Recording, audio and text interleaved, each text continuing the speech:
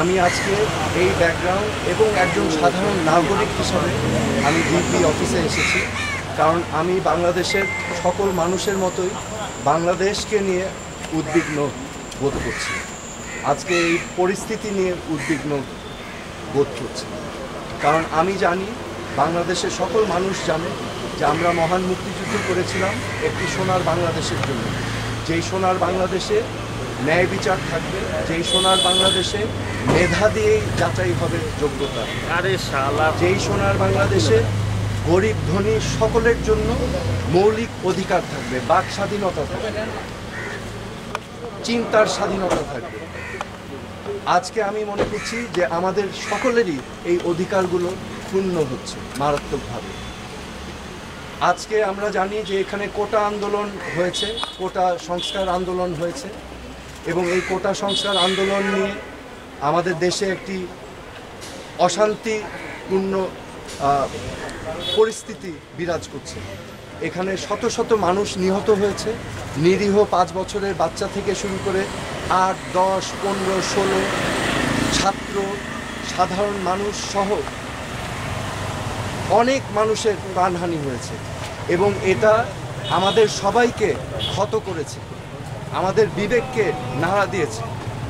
এই বিবেকের নাড়ার কারণেই আজকে আমি ব্যক্তিগতভাবে ডিবি অফিসে এসেছি। কেন এসেছি? আমি ডিবি প্রধানের কাছে 3টা প্রশ্ন নিয়ে এসেছিলাম।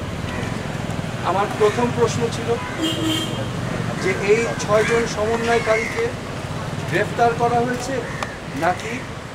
এখন জন্ম সনদ দিয়ে খোলো বিকাশ স্টুডেন্ট অ্যাকাউন্ট, নিজের বিকাশ নিজে কর।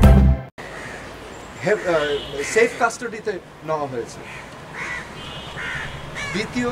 দ্বিতীয় প্রশ্ন, যদি অ্যারেস্ট হয়ে থাকে তাহলে আমার কোনো প্রশ্ন নাই, আমার কোনো দাবি নাই, কিন্তু যদি সেফ কাস্টাডি হয়ে থাকে তাহলে আমি তাদের সাথে দেখা করতে চাই। ডিবি প্রধান আমাকে পরবর্তীতে ঊর্ধ্বতন কর্মকর্তার কথা বলে উনি আমাকে জানিয়েছেন যে এই 6 সমন্বয়কারী যেহেতু তাদের নিরাপত্তা নিয়ে উদ্বিগ্ন ছিল, সেই কারণে তাদেরকে সেফ কাস্টাডিতে নেওয়া হয়েছে। এই কথা শুনে আমি প্রশ্ন করেছিলাম যে আপনারা কিভাবে বুঝলেন যে তারা উদ্বিগ্ন তাদের নিরাপত্তা নিয়ে? তারা কি আপনাদেরকে জানিয়েছিল, রিকোয়েস্ট করেছিল? আমাকে তখন তিনি জানিয়েছেন না, ওনারা বুঝতে পেরেছেন মনিটরিং করে। সো যেহেতু তারা সেফ কাস্টাডিতে, আমি তখন রিকোয়েস্ট করলাম আমি তাদের সাথে দেখা করতে চাই। তো প্রতি উত্তরে আমাকে জানানো হয়েছে যে দেখা করতে চাইলে ঊর্ধ্বতন কর্তৃপক্ষের পারমিশন নিয়ে আমার দেখা করতে হবে তাদের সাথে। আমার তৃতীয় প্রশ্ন ছিল তাদেরকে কখন সেফ কাস্টাডি থেকে মুক্তি দেওয়া হবে। এই প্রশ্নের জবাবে তিনি বলেছেন যে ঊর্ধ্বতন কর্তৃপক্ষ যখন ওনাকে নির্দেশনা দিবেন তখনই ওনাদেরকে ছেড়ে দেওয়া হবে।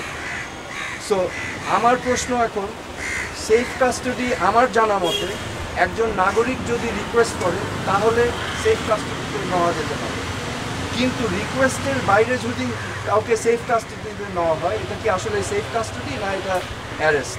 তো এটা হচ্ছে আমার প্রশ্ন।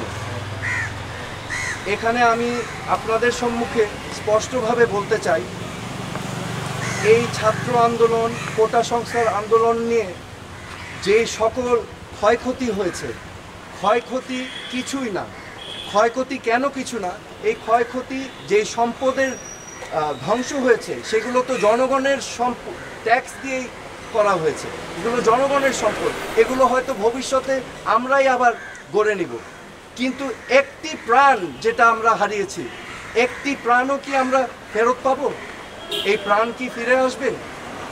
আমাদের মনে রাখতে হবে মুখ্য জিনিসটা কি, প্রাণের মূল্য কিন্তু কোটি কোটি কোটি কোটি কোটি টাকার থেকেও অনেক বেশি, এটা অমূল্য। যে এখানে একটা সমূহ সমাধান প্রয়োজন, এবং সমাধানের প্রথম কাজ যেটা করতে হবে, প্রতিটি হত্যাকাণ্ড সুনির্দিষ্টভাবে ইন্ডিপেন্ডেন্ট এনকোয়ারি করে বিচার করতে হবে। এবং এগুলোর জন্য যারা যারা দায়ী তাদেরকে আইনের আওতায় আনতে হবে। বিচার বহির্ভূত কোনো হত্যাকাণ্ড করা যাবে না এবং আমাদের এই সমাধান রাজনৈতিকভাবে করতে হবে। এই সমাধান সবাইকে নিয়ে আলোচনার মাধ্যমে করতে হবে। এই সমাধান করার জন্য প্রথম শর্ত আমি যেটা বললাম যে বিচার করতে হবে। এই প্রাণহানির প্রত্যেকটা প্রাণহানির বিচার করতে হবে এবং যারা এটার জন্য দায়ী তাদেরকে আইনের আওতায় আনতে হবে। তারপরে আলোচনার মাধ্যমে এই সমাধানের জন্য